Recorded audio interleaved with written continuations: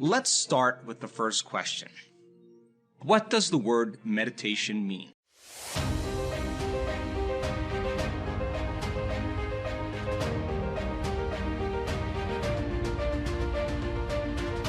I'm your host, Dr. Joe Dispenza.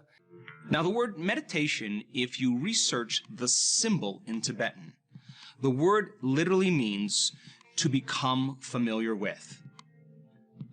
Now, familiarization means then if 95% of who you are by the time you're 35 years old is a set of hardwired thoughts, unconscious automatic habits and behaviors, and reflexive emotional reactions that define our personality. That means 95% of who we are typically runs in an unconscious or subconscious program. Then the first start to change is becoming conscious of your unconscious thoughts, beginning to become aware of your automatic actions and behaviors. And when you begin to notice how you're feeling, as you're beginning to observe and become familiar with those states of mind and body, you are now no longer the program living unconsciously.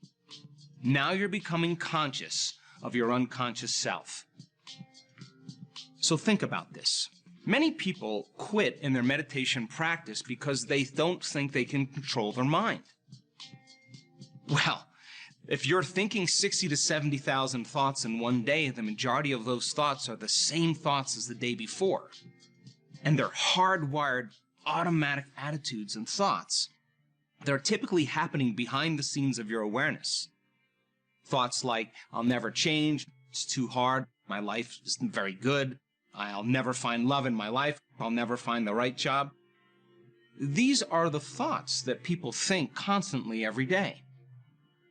So then when those thoughts start coming to the surface in their meditation practice, the moment they start realizing they can't control those thoughts, they give up.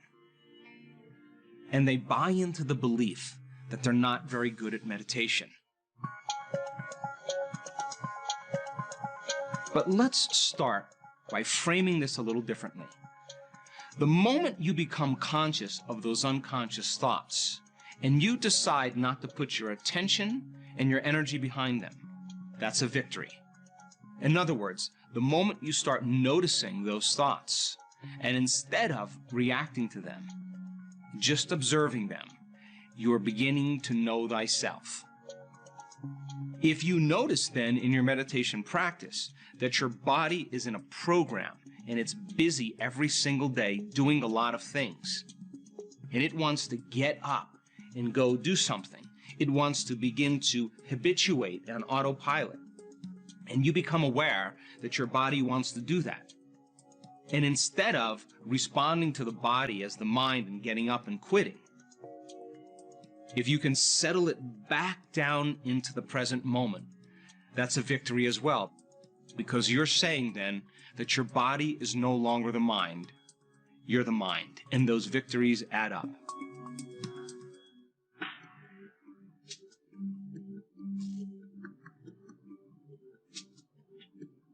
Every time you work on overcoming some aspect of your old personality, there's a liberation of energy. And we've measured this on students all around the world, because as they keep returning the body back into the present moment, the body is the servant to the mind, and just like training any animal, sooner or later it's going to acquiesce. And when it does, there is a liberation of energy.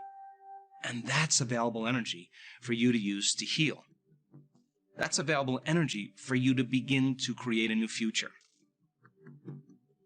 So then we said in the last episode that the process of change is breaking the habit of the old self and reinventing the new self.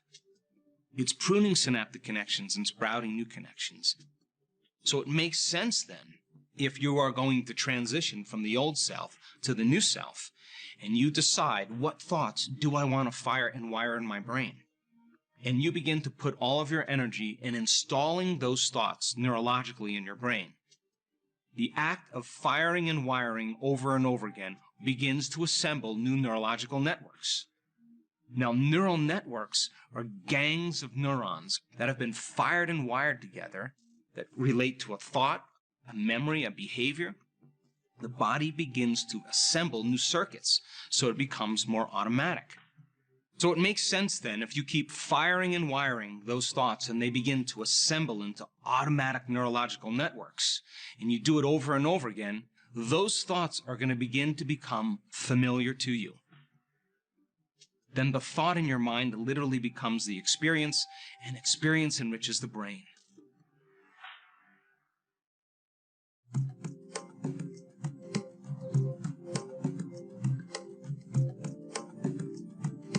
Now, let's look at another way to understand meditation. If we know that we're living in a state of the familiar past, or we're living in the state of the predictable future, and the familiar past represents the known, and the predictable future represents the known as well, and the sweet spot of the generous present moment represents the unknown, then in order for us to truly begin to make significant changes, where our body isn't influencing our mind, where our environment isn't controlling our feelings and our thoughts, then it makes sense then that the first step that we have to use in order to meditate is to sit our bodies down and close our eyes and disconnect from everything known in our outer environment. Less sensory information is coming into the brain. Now, all of a sudden, your inner world starts becoming more real than your outer world. If you can sit your body down and, like training that animal, saying to your body, you stay. I'm going to feed you.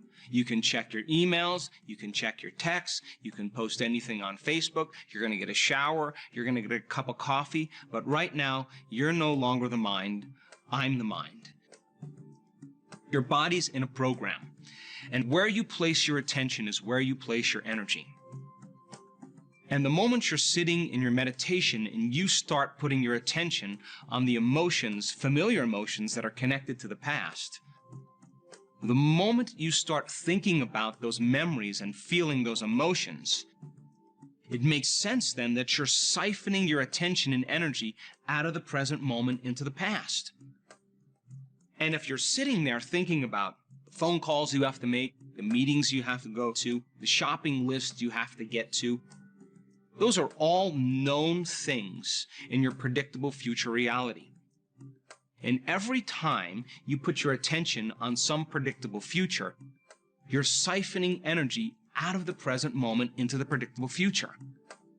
And now your energy is completely commingled with that line of time. So then when you become aware that your attention is on those emotions, and you become aware and return your attention back to the present moment, you're disinvesting your attention and energy out of your past present reality, and you're calling it back to you. Every time you do that, it's a victory, and those victories add up.